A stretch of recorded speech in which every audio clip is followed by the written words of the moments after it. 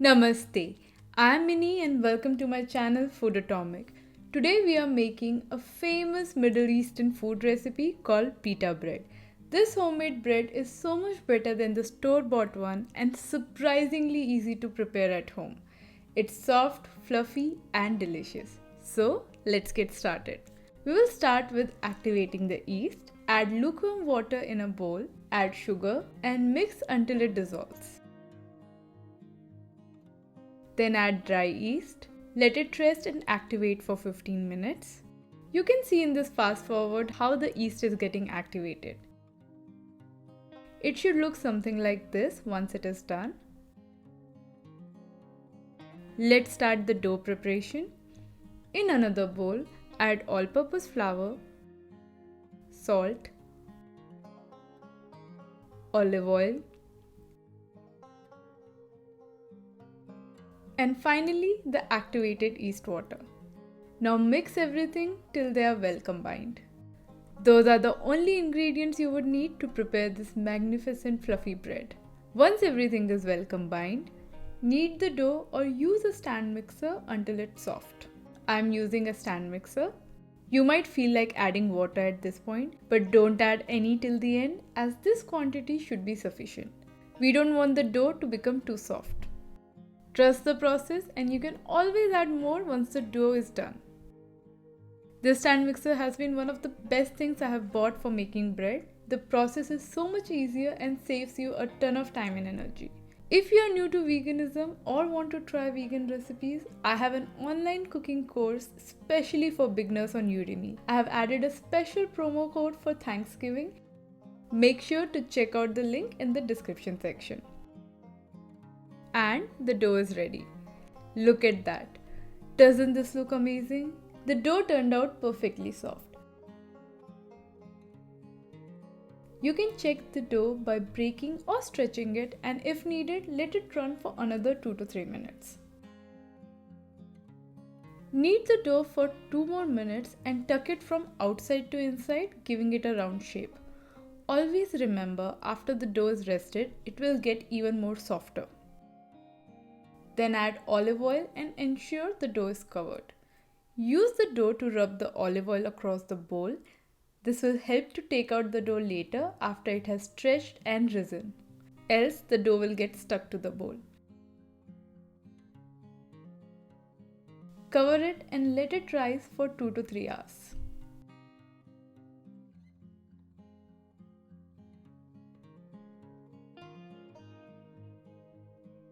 Let's check the dough. The dough has risen beautifully. I love punching the dough, it's so much fun. Take the dough out to a flatter surface. I'm tucking the dough from outside to inside to make sure it's smooth. Slice the dough roughly into equal parts. I have kept half of the dough aside wrapped in a plastic film as I would need just half of it to prepare the pita breads. Make individual balls out of these dough pieces, so start taking them so they can be rolled into a ball. Repeat the same for the rest of the dough pieces. Tuck them by pulling from outside towards the inside at the bottom, and there you go. Once done, cover them using a towel or a plastic film and let them rest for about 30 minutes. After 30 minutes, you can notice that the dough balls have risen slightly. Next step is to roll them out using a rolling pin. Add some dry flour on the base and then roll them out in an oval or round shape. You can use a bottle as well if you do not have a rolling pin at home.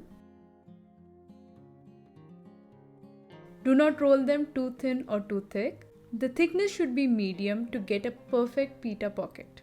If you are planning to prepare the pita bread later, make sure to cover the remaining dough, otherwise they will dry out. It's time to cook the pita bread. Heat a pan, add a few drops of olive oil and brush it evenly throughout the pan. Once the pan is hot, go ahead and add the pita bread to it and switch the heat to medium. Let it cook for 2 to 3 minutes, and when you see this kind of air pockets coming up, go ahead and flip the pita bread. See how gorgeous it looks from this side? Nice and golden. As you can see that the air is filling inside the bread, which means it's getting cooked from the inside because of all that steam. Adjust the heat as per your induction, but medium to medium high heat works best to prepare pita bread on induction. One of the best parts of preparing this recipe is to see the air filling inside the pita bread. This will give you those gorgeous pita pockets. The pita bread is ready and it looks incredible. It is so easy and rewarding to prepare this recipe at home, and like I said, so much better than buying them at the store. I'm using my hand to flip these as I'm comfortable and used to it, but please make sure to use proper equipments to avoid getting burned. Also, if there is a break in the bread, the steam could burn your hand, so please be careful. One of my favorite things to do with pita bread is to prepare these pita wraps out of it.